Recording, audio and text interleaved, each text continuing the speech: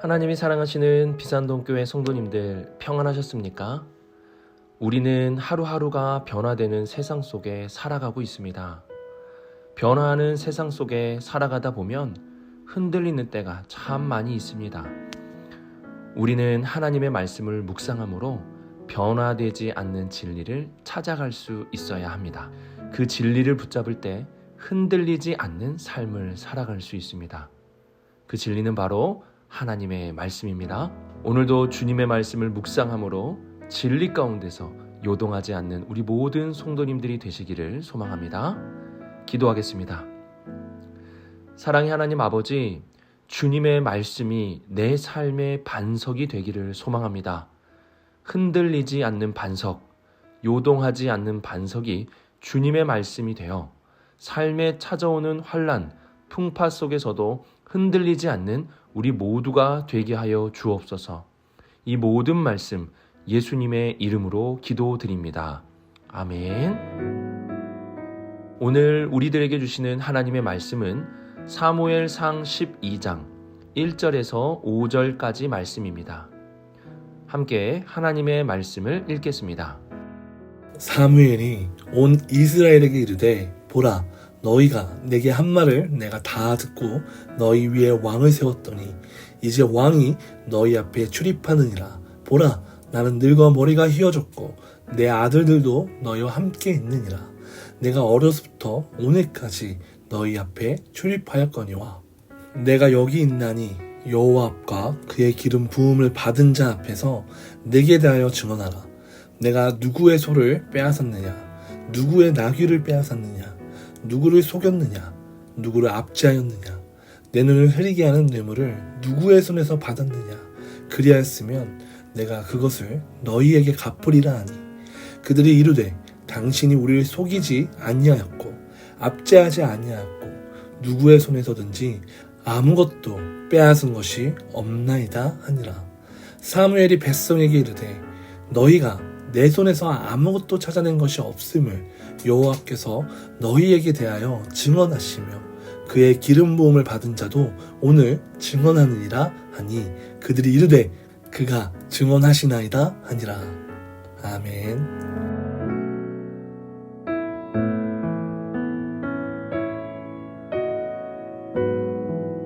2절을 보시면 이제와 오늘까지라는 단어가 있습니다. 이제라는 말은 왕이 다스리는 새로운 시대가 이제 시작될 것이라는 것을 알려줍니다. 그리고 오늘까지는 사무엘이 사사로서 오늘까지 직임을 감당한다는 은퇴에 대한 말입니다. 오늘까지 사사가 다스리는 시대는 끝이 나고 이제 왕이 다스리는 새로운 시대가 시작되는 것입니다. 사무엘은 마지막 사사로서 새롭게 왕이 세워지고 은퇴의 자리에서 이스라엘 백성들에게 고별사를 말합니다. 그는 고별사에서 반복적으로 빼앗았느냐라는 말을 합니다. 사사의 권위를 가지고 누군가의 소를 빼앗았는지 또는 나귀를 빼앗았는지 뇌물을 받아 돈을 빼앗았는지에 대해서 묻습니다. 여기서 빼앗았느냐라는 히브리어 단어는 라카흐라는 단어를 사용합니다. 이 단어는 이전에 사무엘이 이스라엘의 왕이 세워질 때 경고하는 말 속에 반복적으로 나타납니다. 사무엘상 8장 11에서 17절까지 말씀을 요약해서 보면 왕은 아들과 딸들을 빼앗을 것이고 밭과 포도원을 빼앗고 곡식과 포도원 11조를 빼앗고 노비와 소년과 나귀를 빼앗고 양떼를 빼앗는다고 말씀합니다. 왕이 세워지면 자신의 힘과 권위로 백성들의 것을 빼앗고 백성들의 아픔과 고통보다는 자신의 유익을 먼저 생각하게 될 것이라는 경고입니다. 하지만 하나님이 세우시는 권위자는 빼앗는 자가 되어서는 안 됩니다. 하나님의 백성을 위해 섬겨야 하고 이들을 하나님께로 인도할 수 있어야 합니다. 사무엘은 주변에 권세 있는 왕들과는 달리 빼앗는 자가 아니라 섬기는 자로 백성들을 생명으로 인도하는 자로 평생을 사역하였습니다. 그의 마지막 고별사가 이러한 사무엘의 모습을 우리들에게 보여줍니다.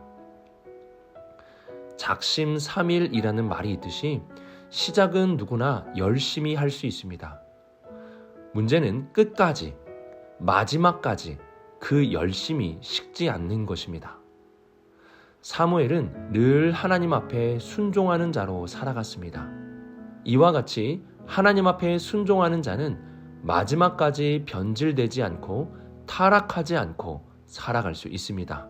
하나님 앞에 똑같이 살아간다면 우리의 마지막도 이처럼 아름다울 수 있습니다. 사무엘의 아름다운 은퇴식을 주목하십시오. 그리고 우리도 하나님 앞에 늘 순종함으로 이러한 아름다운 마지막이 있기를 바랍니다.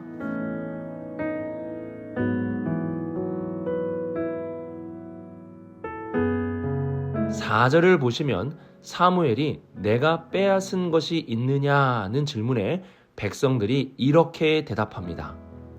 당신이 우리를 속이지 아니하였고 압제하지 아니하였고 누구의 손에서든지 아무것도 빼앗은 것이 없나이다. 백성들도 사무엘의 청렴함을 잘 알고 있었습니다. 언행일치라는 말이 있습니다. 3절은 사무엘이 백성들에게 하는 말입니다. 자신은 아무것도 빼앗지 않았다는 것이죠. 그리고 4절은 그의 행동에 대한 백성들의 응답입니다. 백성들이 사무엘의 말에 동의를 한 것입니다. 언행일치라는 말은 나 혼자서 말하고 나 혼자서 인정하는 것이 아닙니다. 내 말이 행동으로 나타났는지에 대한 여부는 타인이 판단하는 것입니다. 내가 이 세상의 빛으로 살고 있는지 소금으로 살고 있는지는 나 혼자 빛이다, 나는 소금이다 라고 말한다고 해서 되는 것이 아닙니다. 예수님은 이렇게 말씀하셨습니다. 이같이 너희 빛이 사람 앞에 비치게 하여 그들로 너희 착한 행실을 보고 하늘에 계신 너희 아버지께 영광을 돌리게 하라. 그들이 제자들의 행실을 보고 하나님께 영광을 돌리는 것입니다. 다른 사람들이 내 모습을 보고 하나님께 영광을 돌릴 때 우리가 진정한 빛이고 소금이라는 것입니다. 나는 주변 사람들에게 어떠한 사람입니까? 빛으로 소금으로 사무엘과 같이 자신이 한 말에 대해 인정을 받는 사람입니까? 아니면 말만 선하고 행동으로는 주변 사람들을 고통스럽고 힘들게 하는 사람입니까? 사무엘과 같이 나의 말이 다른 사람에게 인정받을 수 있는 사람, 그리고 이 세상의 빛과 소금이 되어 살아갈 수 있는 우리 모든 성도님들이 되시기를 소망합니다.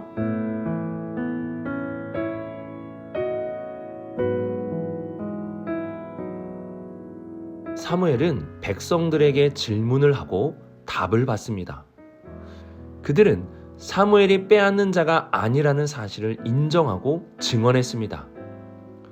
그리고 사무엘은 백성들뿐만 아니라 하나님과 기름 부음을 받은 사울로 하여금 증언을 또 받습니다. 5절을 보면 여호와께서 너희에게 증언하시고 기름 부음 받은 자도 오늘 증언하고 백성들도 증언한다는 사실을 말씀합니다. 이제 오늘부터 이스라엘의 체제는 사사가 아닌 왕이 다스리게 됩니다. 이스라엘의 체제가 바뀌게 됩니다. 그러나 아무리 체제가 바뀌고 새로운 시대 속에 지도자가 세워진다 하여도 기본적인 원리는 바뀌는 것이 아닙니다. 사무엘은 하나님 앞에 그리고 사울왕 앞에 백성들 앞에 빼앗는 자가 아님을 분명하게 보여주었습니다. 이러한 사무엘의 모습을 백성들은 기억해야 합니다. 그리고 왕이 빼앗는 자가 되지 않도록 해야 합니다. 새로운 시대를 여는 사울도 왕이 되었다고 하여 마음대로 하는 것이 아니라 사무엘과 같은 지도자가 될 수 있도록 해야 합니다. 그래서 그도 하나님 앞에 빼앗는 자로 살지 않았다는 것을 분명하게 말할 수 있는 지도자가 되어야 합니다. 우리가 사는 시대는 참 빠르게 변화합니다. 그러나 시대가 변하고 세상이 달라져도 변하지 않는 것이 있습니다. 그것은 주님의 뜻과 주님의 말씀입니다. 주님은 이 땅의 사람이 사람을 빼앗거나 굴림해서는 안 된다고 분명하게 말씀하셨습니다. 이 사실은 변함이 없습니다. 변화되는 시대 속에서 우리는 변하지 않는 것을 찾아가야 합니다. 매일 아침 말씀을 묵상하며 변하지 않는 하나님의 말씀 앞에 설 수 있는 우리 모든 성도님들이 되시기를 주님의 이름으로 축복합니다. 우리는 오늘의 말씀을 묵상하며 마지막이 아름다운 우리 모두가 되기를 바랍니다. 이를 위해서는 늘 하나님 앞에 순종함이 있어야 합니다. 또한 우리의 말과 행동이 일치되어야 합니다.